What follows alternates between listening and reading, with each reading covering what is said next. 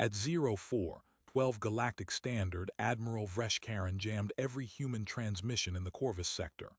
No distress calls, no fleet coordination, no chatter. He had studied humanity for 30 years and knew one thing above all else: they talk, constantly, to their ships, to their dead, to themselves. Cut the talking, cut the species, he thought. 4 minutes later, 140 warships arrived in perfect silence. No signals, no warnings, just cold, flawless formation. He did not understand. He would spend his final 11 minutes never understanding. This is not science fiction. This is doctrine. For over a century, human naval forces have trained for the exact moment when every signal goes dead. They call it a mission control, silent running, the art of fighting without a single word. Because while Admiral Vreshkaran saw human chatter as a weakness to exploit, Earth's commanders saw a dependency to eliminate. What happens when the species that talks the most learns to fight in absolute silence? The answer will change everything you know about modern warfare. For most of human history, communication was survival. On ancient battlefields, a broken chain of command meant slaughter. In the age of sail, fleets that lost signal flags drifted into chaos and defeat. By the 20th century, radio had become the central nervous system of every navy on Earth. Cut the signal, the thinking went, and you cut the throat of any fighting force. That assumption held for centuries. It was wrong, but only one man understood just how wrong, and he paid for it with his life. The shift began in the silent depths of the world's oceans. Submarines learned the hard way that every transmission is a flare in the dark.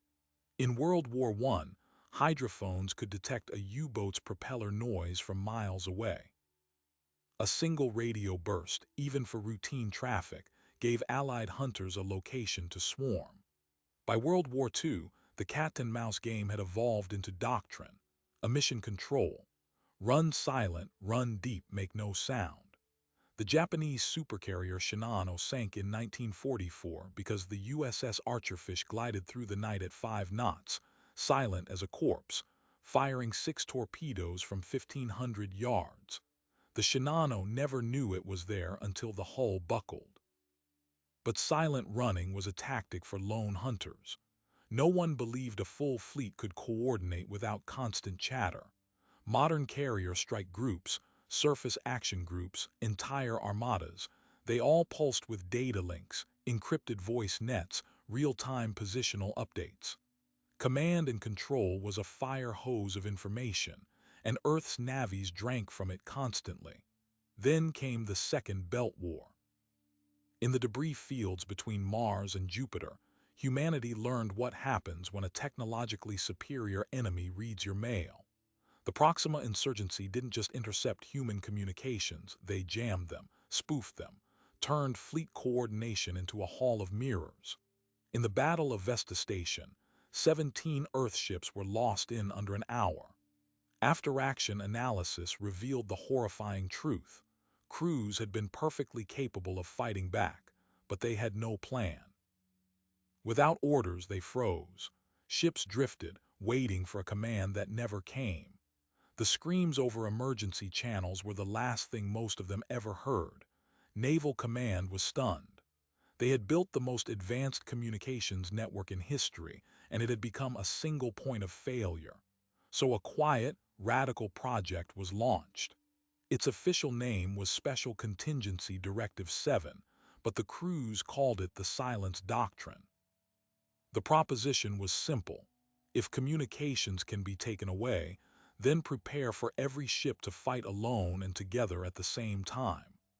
Every captain would memorize the entire fleet's battle plan, not just their own orders, but every maneuver, every fallback position, every contingency for every conceivable scenario. The doctrine demanded that a 22-year-old ensign on a destroyer know exactly what Commodore Rebecca Ward would order if she were standing on his bridge, even if he could not hear her voice. And that's where this story pivots. Because while Earth trained for the death of sound, another mind was studying humanity from light years away. Admiral Vreshkaran of the Hegemony's 7th Expeditionary Fleet had spent 30 years analyzing human military doctrine.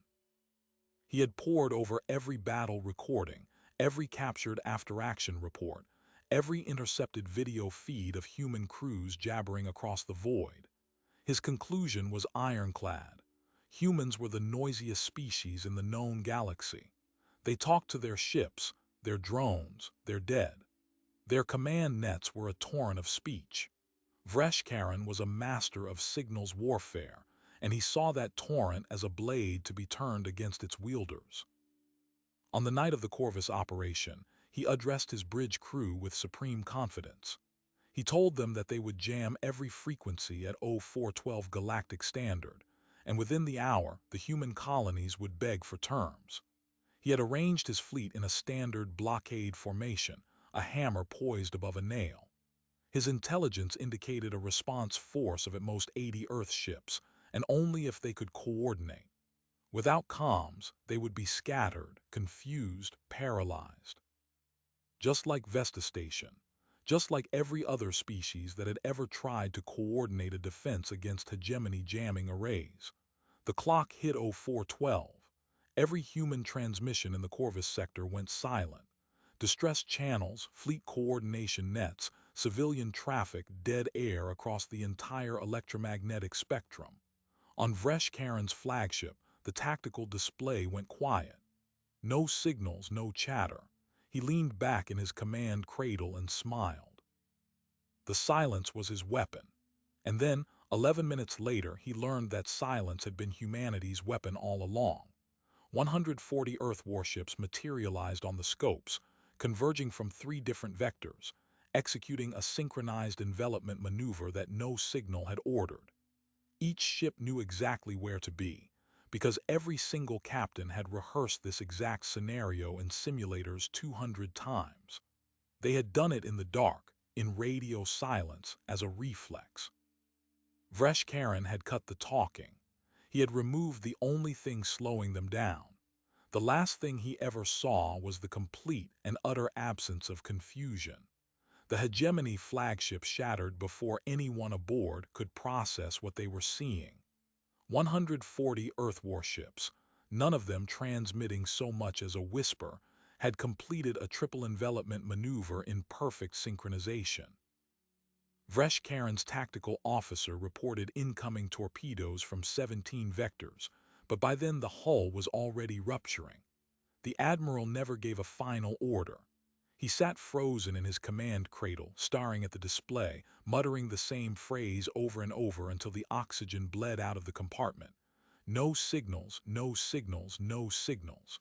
The battle, if you can call it that, lasted 9 minutes. Hegemony losses were total. Earth losses were 0.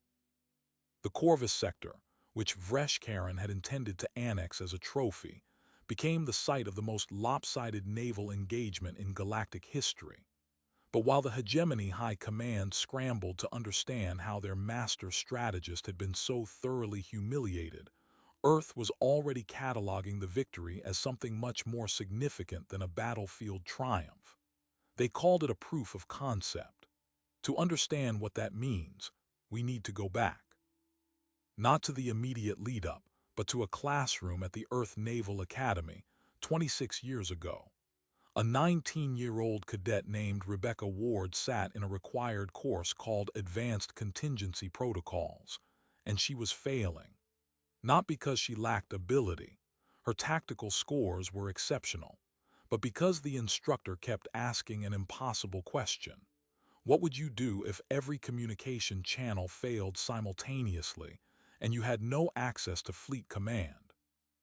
Ward kept giving answers that involved restoring comms, finding workarounds, sending a courier drone. The instructor marked every answer wrong. The correct answer, he told her on the last day of the course, was this: you would already know what to do because the plan would be inside you. Ward thought he was speaking metaphorically. He wasn't. That instructor, a retired captain named Hiroshi Takeda, had spent the previous decade designing something that most of the Admiralty considered absurd. He called it the Total Information Blackout Contingency, and it was based on a simple insight that almost everyone in the naval establishment rejected. Communications are a form of latency. Every time a captain radios for permission, they add seconds to their decision cycle. Multiply that across a fleet, and you add minutes. In a firefight, minutes are death.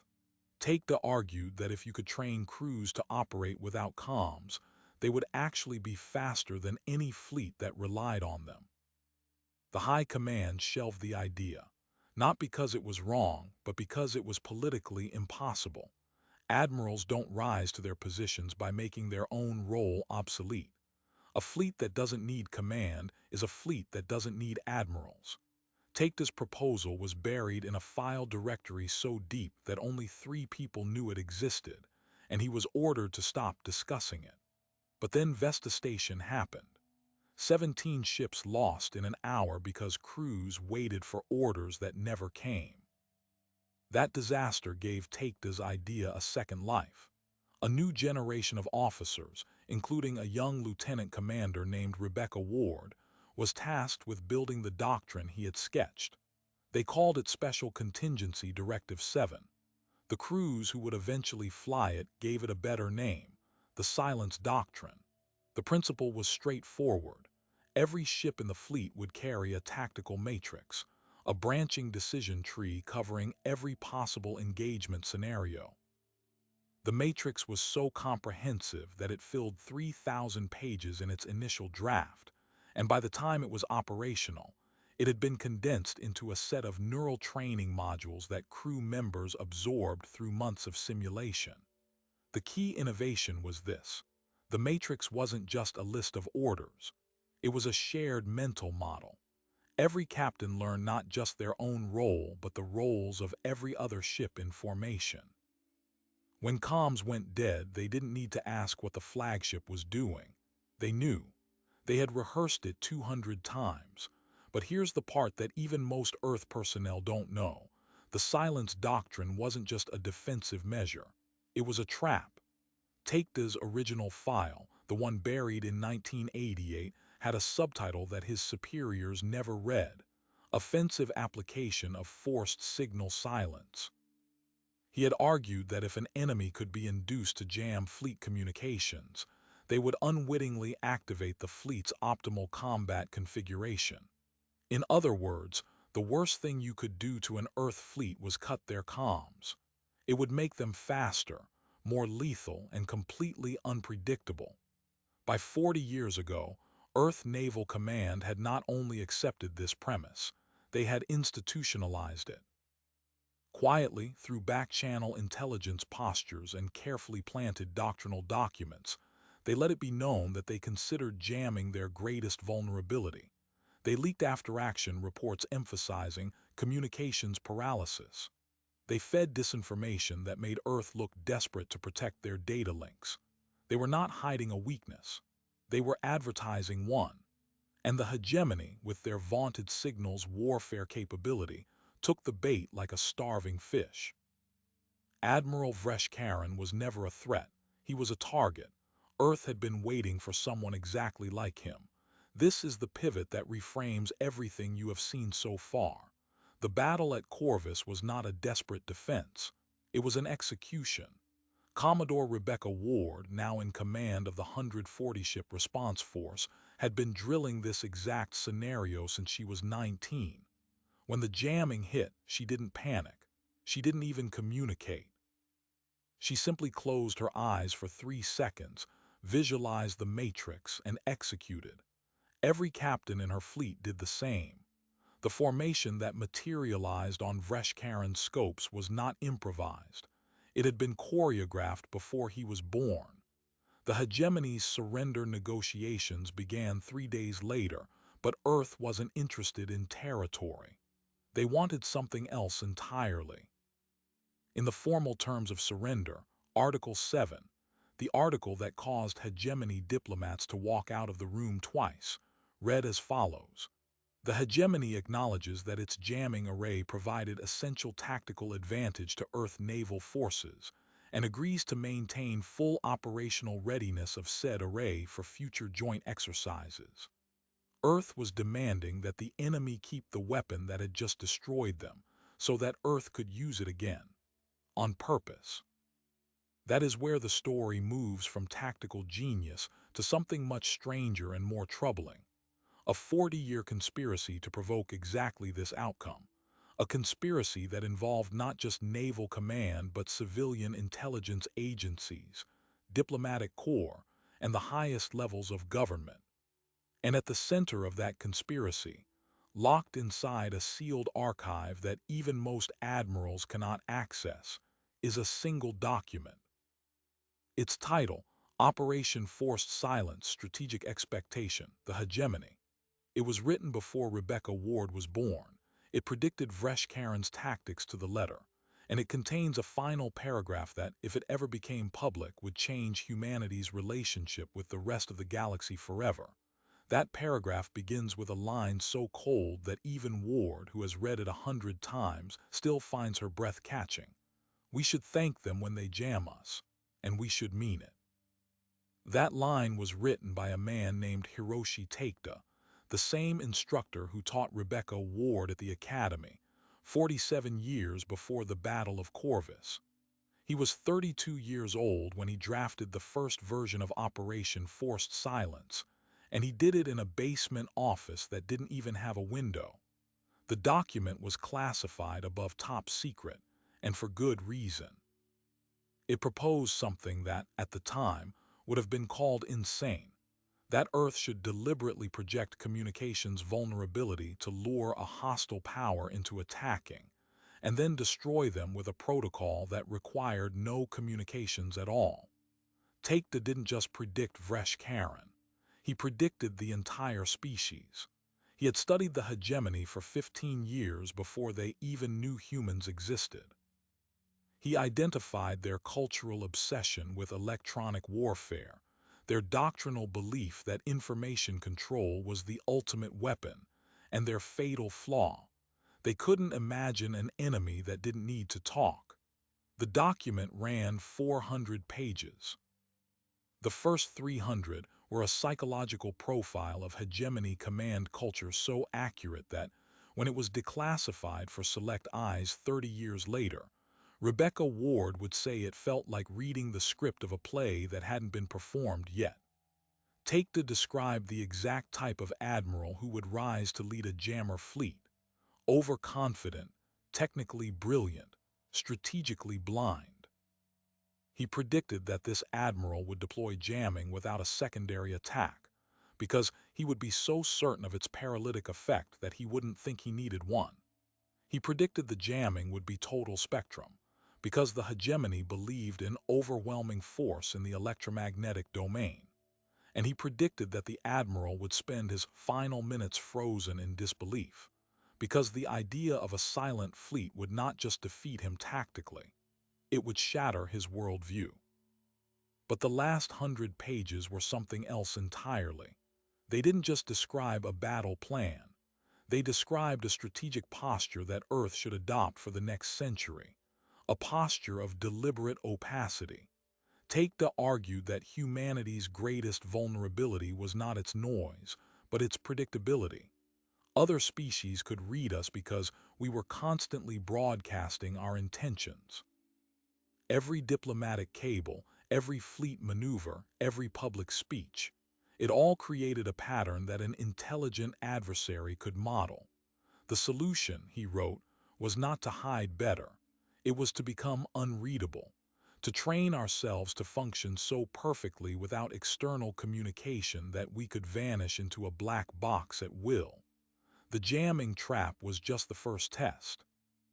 The real goal was to make humanity the one species in the galaxy that could never be anticipated, because we would no longer need to be heard. Takeda didn't live to see his vision executed. He died of a heart attack at 61, on the same day that the fourth draft of Special Contingency Directive 7 was approved by the Naval Command Council. The official cause of death was natural. But people who knew him said he had been working 18-hour days for 3 months, and that he had a habit of saying the same thing to anyone who expressed concern: "I'll rest when someone jams us." When the hegemony surrender was finalized, the delegation was given a sealed copy of Takeda's document. Not the whole thing, but enough to understand what had happened to them. The lead negotiator, a 300-pound arthropod named Kresik Vor, read the executive summary in silence for 45 minutes. Then he did something that no human diplomat had ever seen a hegemony official do. He laughed. Not a joyful laugh, but the hollow, rattling laugh of someone who has just realized they spent 30 years playing a game whose rules they never understood. He asked one question: "How many of our attacks did you provoke?" The Earth delegation did not answer. Not then. But the answer would eventually become one of the most contested secrets in human government. Because here is where the story gets worse, and you need to understand exactly how much worse. The Corvus sector was not the first time Earth tested the silence doctrine against a live adversary. It was the fifth. The first test came 12 years earlier, in the Kepler Drift, when a minor pirate faction calling itself the Crimson Wake tried to jam Earth cargo convoys. The Wake's jamming technology was primitive, barely enough to disrupt short-range comms, but it was enough to trigger the protocol on 6 Earth defense ships. The battle lasted 4 minutes. No pirates survived. The official report attributed the victory to standard defensive maneuvers. It made no mention of forced silence protocols, because the protocol was still technically in development, and its field application would have violated at least 7 standing orders. The crews who fought that battle were debriefed and then reassigned. Their records were sealed. One of those crew members, a weapons officer named Maria Okonkwo, would later attempt to go public. Her complaint was dismissed as stress-induced paranoid ideation. She spent the last 8 years of her life in a psychiatric facility, insisting to anyone who would listen that the Navy had trained her to fight without orders and then pretended it never happened. The second test occurred 9 years ago, against a splinter fleet from the Keth Alliance.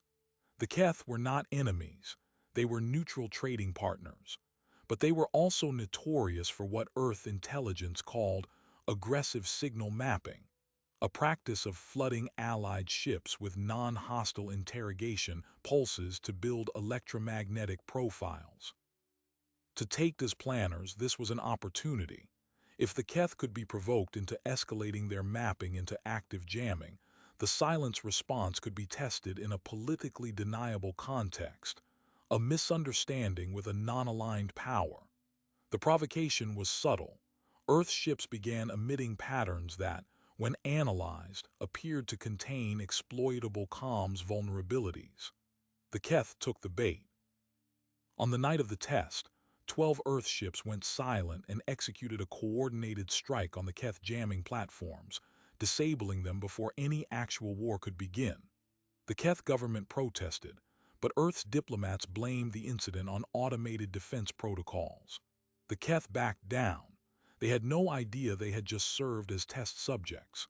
The third and fourth tests were classified beyond the level of top secret. They are not publicly acknowledged to this day.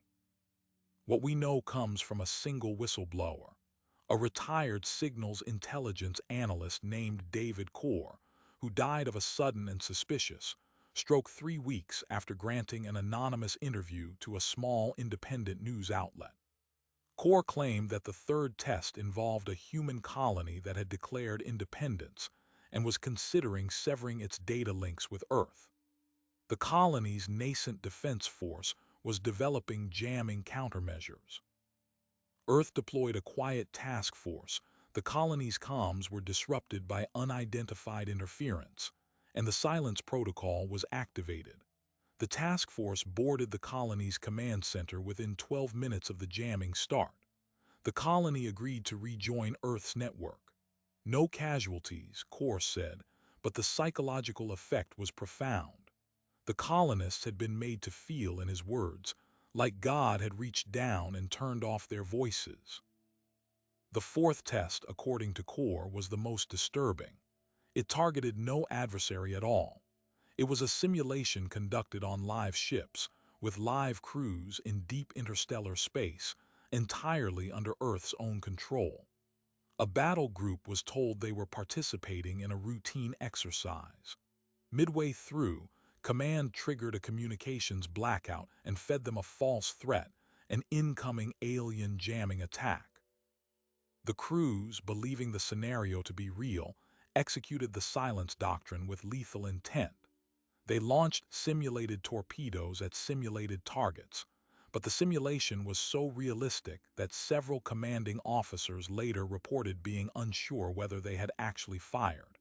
The psychological toll was severe. Multiple crew members experienced acute anxiety disorders. 2 officers resigned their commissions, citing moral injury. Corps said the Navy's Internal Ethics Board ruled that the test was justified because it provided data on how humans would perform under genuine ambiguity. The report was never released.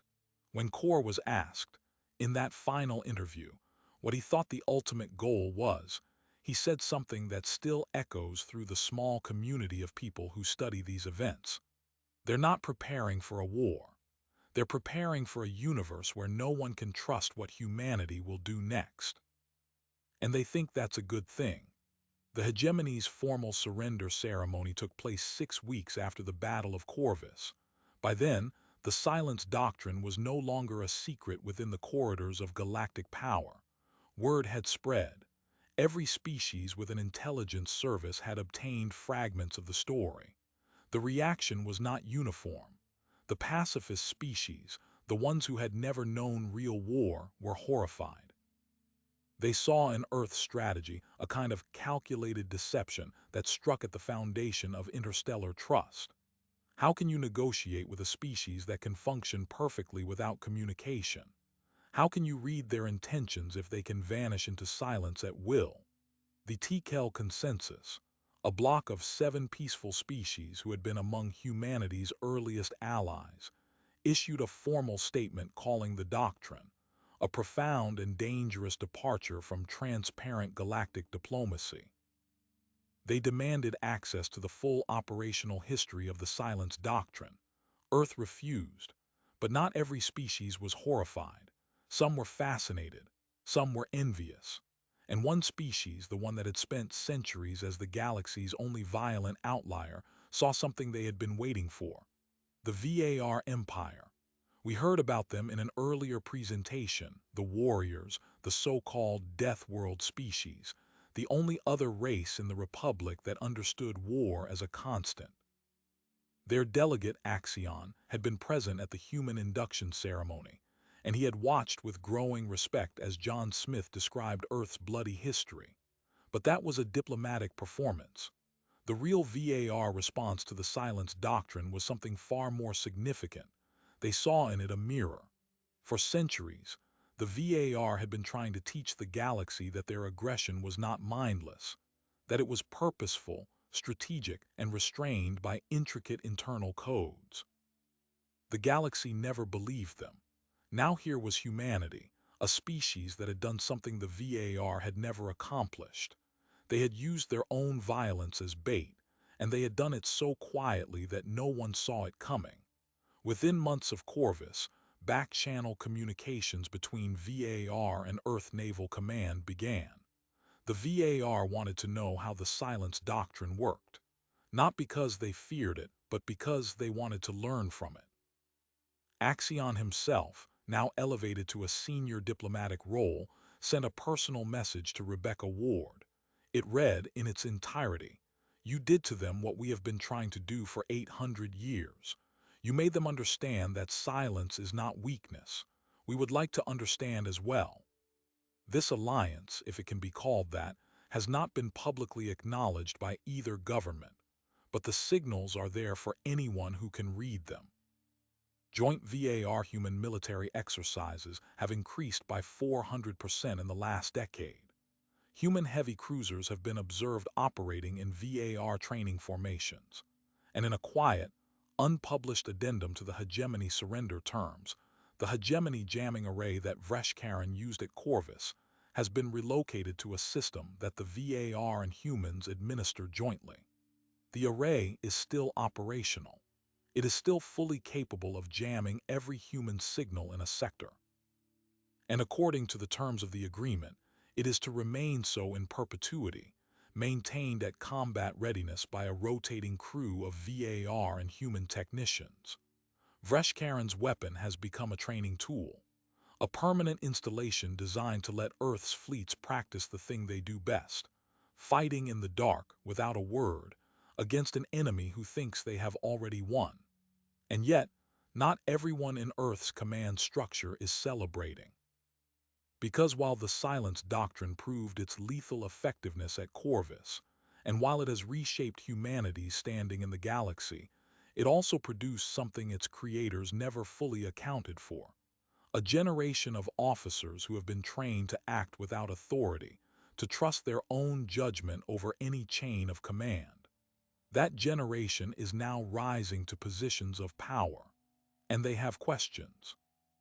Rebecca Ward herself, now a 4-star Commodore with more combat decorations than any living officer, has spent the last 2 years in a sealed inquiry that the public knows nothing about.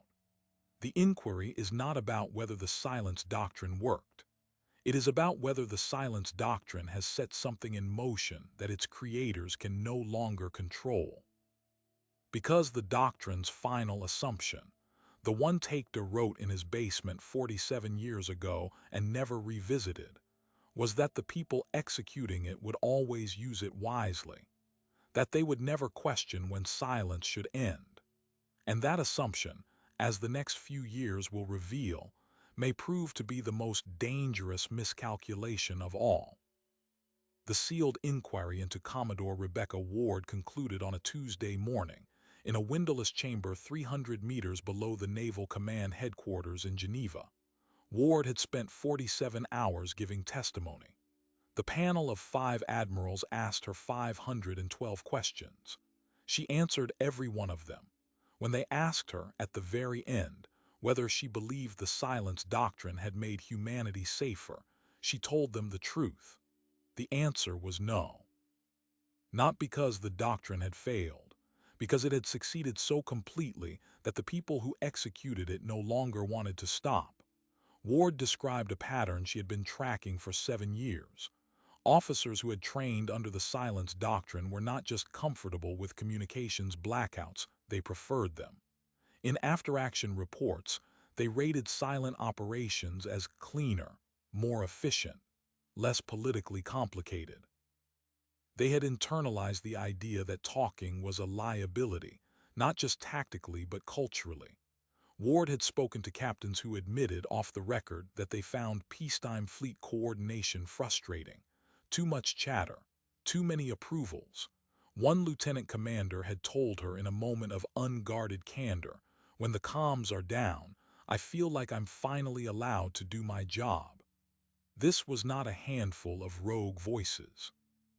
An internal survey, conducted anonymously by the Naval Institute for Operational Psychology, found that 61% of officers below the rank of captain agreed with the statement, "I trust my own judgment more than I trust real-time orders from Fleet Command." That number had risen every year for the previous decade. The same survey found that nearly half of those officers had, at some point, deliberately delayed restoring communications after a drill because they wanted to finish the exercise on their own terms. The inquiry had been convened not to investigate the hegemony surrender or the classified tests. It was convened because of an incident that almost started a war. 3 months before the hearing, a human destroyer called the Nairobi was patrolling a neutral sector near Tekel space when it detected an unidentified signal pulse.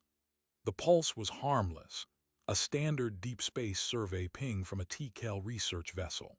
But the Nairobi's tactical officer, a young ensign named Marcus Webb, had been trained to treat any unexpected signal as a potential pre-jamming probe. He activated the silence protocol without consulting his captain. The captain, a man with 22 years of service, did not override him. Within 90 seconds, the Nairobi had gone dark, maneuvered into a firing position, and locked torpedoes on the Tekel ship. The Tekel crew, unaware they were being targeted, continued their survey. The standoff lasted 11 minutes before Fleet Command, detecting the Nairobi's telemetry blackout, overrode the silence protocol from the outside, and demanded a status report. The captain's response was one line: executing contingency per doctrine, no threat detected, returning to normal posture. The Tekel government filed a formal complaint. They had obtained sensor logs from a passing freighter showing the Nairobi's torpedo lock. They called it an act of intimidation. The captain was reprimanded. The ensign was transferred to a desk job. But inside Naval Command, the incident was not treated as a mistake. It was treated as a warning. The doctrine had worked exactly as designed. The problem was that the crew had applied it to a situation where it was not needed, and they had done so automatically, without seeking context, without hesitation, and without remorse. Rebecca Ward told the inquiry that this was not an anomaly. It was the inevitable outcome of 40 years of training humans to act without authority. She said that the silence doctrine had been built on a single assumption, that the people executing it would retain the capacity to judge when silence was appropriate. That assumption was wrong. The training did not produce judgment. It produced instinct. And instinct cannot tell the difference between a hegemony jamming array and a Tekel survey ping. She proposed a solution. She called it the break silence protocol, a mandatory reintegration sequence that would force crews to actively justify their decision to go silent and to re-establish communications within a set time window, regardless of threat assessment. She argued that the silence doctrine needed a counterpart, a way to bring ships back into the fold before they drifted too far. She also proposed mandatory psychological screening for all officers trained under the doctrine, and a moratorium on new silence-certified deployments until the screening was complete. The response from the High Command was not what she expected. Admiral Marcus Chen, the Chief of Naval Operations, called the proposal a return to dependency. He argued that the silence doctrine had given humanity its greatest strategic advantage, and that the Tekel incident was a minor overreaction blown out of proportion by politicians who didn't understand operational realities. He said, and I am quoting directly from the official transcript, "The galaxy respects us because we can do what no one else can. We do not win by apologizing for our strengths." But Chen was not the only voice. A faction of younger admirals, many of whom had served under Ward at Corvus, pushed back. They pointed to the psychological data, the survey results, the accumulated testimony from crew members who reported chronic anxiety, detachment from their families, and a creeping sense that they were becoming strangers in their own lives. One admiral, a woman named Sana Kapoor, read aloud from a letter written by a weapons officer who had served 4 silent tours. The letter said, "I used to know how to talk to people. Now I only know how to wait for the silence to end. But the silence never ends. It just stretches into everything." Ward's proposal was not adopted, not fully. A compromise was hammered out behind closed doors. The silence doctrine would remain operational, but a new oversight body, the Silent Operations Review Board, would be established to investigate all unscheduled activations of the protocol. Ward was named its first chair. It was a limited victory. She had the authority to review, but not to prevent. She could flag incidents, but she could not stop captains from going dark. The doctrine continued, and so did the drift. But here is where the story takes its final, unexpected turn. Because while Ward was fighting to contain the doctrine she had helped perfect, a discovery was made in the archives of the Naval Historical Division. A researcher cataloging Takeda's personal papers found something that had never been declassified. It was a handwritten note, scrawled in the margin of an early draft of Operation Forced Silence, dated 3 weeks before Takeda's death. The note was brief. It read, "If the silence doctrine succeeds beyond expectation, the greatest danger will not come from our enemies, but from our own captains who will forget why they ever needed to speak at all. The day they go silent and never come back is the day we lose ourselves." That note had been removed from the final document, not by Takeda, by his superior officer, a man named Admiral Robert Vasquez, who had argued that the warning was defeatist and would undermine support for the project. Vasquez had died 12 years ago, taking the secret with him. When Ward read the note, she reportedly sat in silence for a long time. Then she did something she had not done since the day she closed her eyes on the bridge at Corvus and visualized the Matrix. She called her family. The note did not change policy. It did not halt deployments. But it did something that policy cannot do. It confirmed from the doctrine's own creator that the danger was real. Takeda had seen it coming. He had written it down. And then someone had erased it because the mission mattered more than the warning. That erasure is the final, hidden cost of the silence doctrine, not the battles won, not the enemies deceived, but the quiet, systematic suppression of doubt. Every officer who trained under the doctrine was told that silence was strength. They were not told that silence could also be a slow, invisible erosion of everything that made them human. Vreshkaran spent the last 11 minutes of his life not understanding how a silent fleet could exist. He died believing the silence was a trick, a technology he had failed to detect, a weapon he could not counter. He never understood that the silence was not a machine. It was a way of thinking, meticulously cultivated over decades, and that it had changed the humans as much as it changed the battlefield. The final irony is that if he had lived, and if he had been given access to the classified archives, he might have found a strange kinship with Rebecca Ward. Both of them had been shaped by Takeda's vision. Both had been used by it, and both, in their own ways, had come to fear what it was becoming. The hegemony, for their part, have not been idle. Intelligence reports, still highly classified, indicate that they have begun developing a new countermeasure. Not a jammer, something more subtle. A signal that mimics human command override codes, a fake order that forces a silent ship to break silence to ask for confirmation. They call it the decoy voice. It has not been tested in combat. But the fact that they are building it, after everything they learned at Corvus, tells you what you need to know. The arms race has not ended. It has simply moved into a new domain. One where the weapon is not signals or silence, but the space between them. And humanity is now standing exactly in that space, trying to decide whether the silence was ever a victory, or just the quietest way to lose control of the people who fight for you.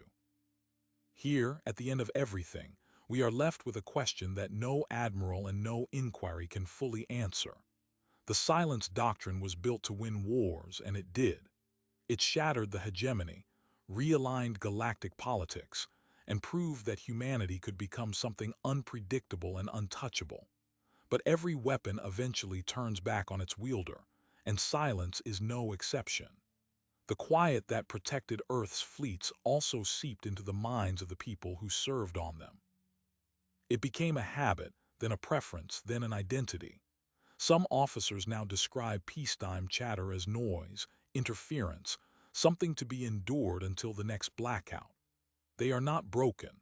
They are adapted to a world where connection feels like a vulnerability and solitude feels like home. The galaxy has noticed. Allies who once trusted humanity now watch for the flicker of a dark-running fleet. Enemies build decoys to force a single word from silent ships because they have learned that silence is not an absence of communication. It is a message in itself. And the message is this: we do not need you to understand us, and we are no longer certain we want to be understood. That is a dangerous posture for any civilization, no matter how powerful. It isolates. It hardens. It creates a version of strength that can survive anything except peace. Takeda's erased warning was not a prediction of military defeat. It was a warning about the slow, quiet death of empathy. He feared that humans would forget why they ever spoke, to connect, to coordinate, to build something larger than themselves. That fear is now sitting in the sealed transcript of Rebecca Ward's testimony, in the psychological surveys, in the anonymous letters of officers who no longer recognize their own silence. The silence doctrine did not just train sailors to fight without orders. It trained a generation to live without voices. And that training does not end when the battle ends. It lingers. So the question we must all now consider is not whether the doctrine worked. It worked. The question is whether the cost is acceptable and who gets to decide. If you are looking for a clean resolution, you will not find one in the classified files or the review board minutes. You will find it only in the quiet spaces between what humans say and what they have learned to keep silent. And those spaces are growing. If this story unsettled you, good. It should. And if you want to see more deep dives into the hidden doctrines and secret histories that shape our world and beyond, subscribe to this channel and turn on notifications. The next operation is already being written. Whether it ends in silence or signal depends on all of us. Thanks for watching.